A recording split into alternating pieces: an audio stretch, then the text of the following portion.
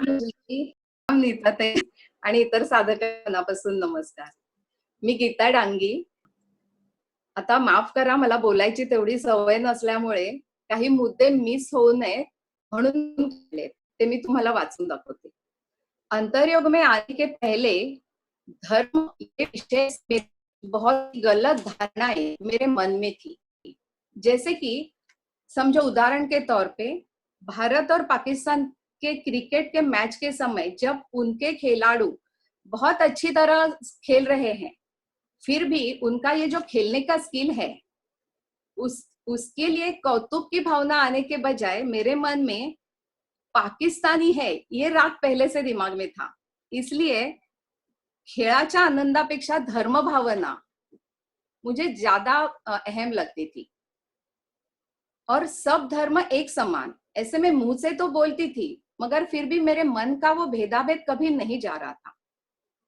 परंतु बाद में जैसे गुरुजी ने एक सेशन में भविष्य पुराण, बाइबल पुराण, इसमें से जो भाग पढ़ के दिखाए और पुराण में क्या लिखा है, और अपनी भगवत गीता और ये सभी के धर्म ग्रंथों में जो भी लिखा है वो कितना उनमें साम्य है, कितना तत्व के ऊपर भी उसमें इतना साम्य है, ये इतना अच्छे तरीके से सिखाया और समझाया कि उसके बाद में यीशु की फिल्म देखते समय भी यीशु का जो जीवन है उसमें जो जो प्रसंग है वो भी भगवत गीता के तत्व उसमें कैसे मिलते जुलते हैं, ये भी गुरुजी ने बहुत विस्तार से अच्छी तरह हमें बताया.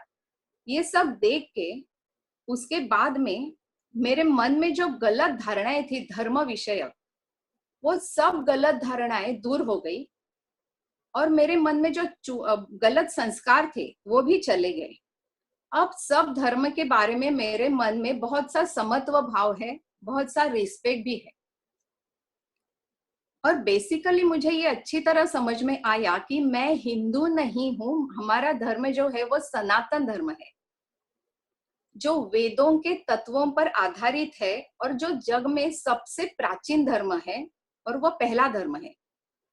और आगे आगे आस्ते आस्ते सब धर्म देश काल परिस्थिति के गरज जो थी उसके अनुसार उदय होते गए. जैसे कि कुछ स्वार्थी लोगों ने अपनी खुद की कामना पूर्ति के लिए यज्ञ करते थे, उसमें पशुओं के बलि देने की प्रथा रूढ़ कर दी और उसमें से हिंसा का प्रमाण इतना बढ़ गया कि वो रोक देने के लिए गौतम बुद्ध ने अहिंसा परमो धर्मः, ये अहिंसा तत्व के आधार पे बसा हुआ बौद्ध धर्म की स्थापना की.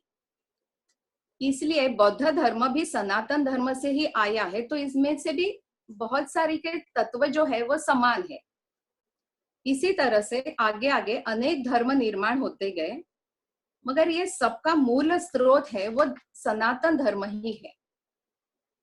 ये सब धर्म निर्माण होते हुए समाज की उन्नति तो होनी चाहिए, उसके बजाय अधोगति ही होती गई, क्योंकि उसमें बहुत ज्यादा भेदाभेद, मैं श्रेष्ठ मैं कनिष्ठ, उसमें से द्वेष, हिंसा, युद्ध, ये सब दुष्ट चक्र शुरू हो गया. तो धर्म एक्चुअली मानव जाति के कल्याण के लिए होना चाहिए, मगर वो उल्टा मानव जाति के संहार के लिए, अधोगति के लिए कारण हो गया. भगवत गीता में जैसे बताया गया है कि यदा यदा ही धर्मस्य ग्लानिर्भवति भारत, तो उस समय कोई अवतार जन्म लेता है. वैसे उस समय यीशु ख्रिस्त ने जन्म लिया, अवतार लिया. वो लोगों को ज्ञान देता रहा, योग्य मार्ग दिखाता रहा, मगर फिर भी लोगों में इतना समझ नहीं आ रही थी.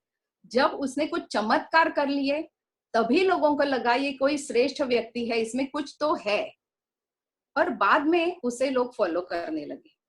आपने गुरुजी भी हमेशा यही बात कहते हैं कि चमत्काराशिवाय नमस्कार नहीं, मगर ये बात बहुत गलत है. चमत्कार करने से कोई भी अच्छी चीज तत्व सिद्ध नहीं होता है. यीशु ने अपना पूरा जीवन लोगों को धर्म के तत्व सिखाने के लिए, अच्छा मार्ग दिखाने के लिए बहुत अच्छी तरह किया, मगर फिर भी सचमुच यीशु क्या था, उसका श्रेष्ठत्व, उसका महत्व लोगों को आखिर तक नहीं समझा. उसके जेन्युइन शिष्य जो थे वो सिर्फ 12 ही थे। उसमें से भी सचमुच शरणागत शिष्य जो बोलते हैं वो कितना दुर्मिळ होता है, कितना रेयर होता है, ये अपने समझ में आता है।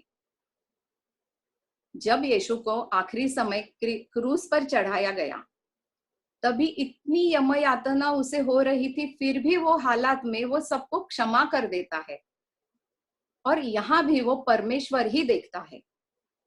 भगवत गीता में 8वें अध्याय में 5वें श्लोक में यही सिद्धांत है जो खुद अनुसरता है। जो पुरुष अंतकाळी ही माझे स्मरण करतो तो साक्षात मलाच प्राप्त होतो, यही वो श्लोक है। ये यीशु ने खुद जी के सिखाया है। यीशु जैसे गुरु की कीमत वो समय में भी समाज को नहीं समझी थी, और आजकल भी यही चित्र सभी जगह यही चित्र दिखता है। सच में देखा जाए तो सब धर्म के मूल धर्मगुरु जो होते हैं वो एक सरी का ही ज्ञान देते हैं, क्योंकि सब धर्म के तत्व तो समान ही होते हैं। कोई भी धर्म अच्छा बुरा कम ज्यादा नहीं होता है, मगर उसे फॉलो करने वाले आगे आगे आने वाले वो जो शिष्य होते हैं वो अपनी अपनी सोच के अनुसार, अपने अपने स्वार्थ के अनुसार वो धर्म का विडंबन करते जाते हैं, और फिर आस्ते आस्ते वो धर्म लोअर स्टेज पे जाता रहता है, और सामान्य आदमी उसी के ऊपर विश्वास रखते हैं, और ओरिजिनल धर्म ग्रंथ में जो भी बताया गया है वो तत्व से वो बहुत दूर दूर जाके गलत वर्तन करते रहते हैं।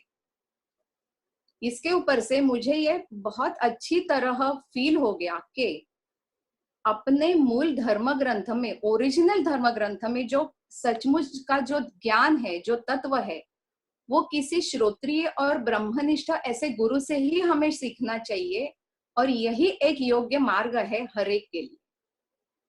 जब ऐसा हो जाएगा तभी धर्म के ऊपर से होने वाले युद्ध, झगड़े, भेदाभेद ये सब तभी रुकेंगे, और समाज की और देश की उन्नति तभी हो सकती है। ऐसे ही जीवन का जो पर्पस है मुक्ति, वो भी तभी साध्य होगा।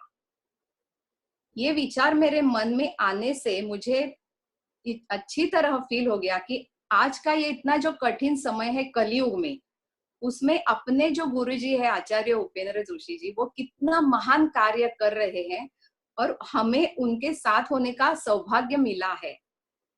और मुझे भी ये गुरुजी के कार्य में जितना हो सके उतना मेरा 100% दे के मैं सहभागी होने की मेरी इच्छा है। इतना कह के मैं अपना 4 शब्द खत्म करती हूँ। गुरुजी को साष्टांग दंडवत। ये आपकी भी कहानी हो सकती है। आइए अंतर योग की जीवन शैली को अपनाइए। जीवन परिवर्तित करने वाले ज्ञान सत्र और शक्तिशाली साधनाओं का लाभ लेने के लिए अंतर योग के लर्निंग पोर्टल को अवश्य भेंट दें। हजारों लोगों के दिव्य अनुभव सुनने के लिए अंतर योग के YouTube चैनल को जरूर सब्सक्राइब करें और बेल आइकन दबाएं। चलिए हम सब आचार्य उपेंद्र जी के साथ मिलकर अपने भारतवर्ष को विश्व गुरु बनाते हैं। जय हिंद।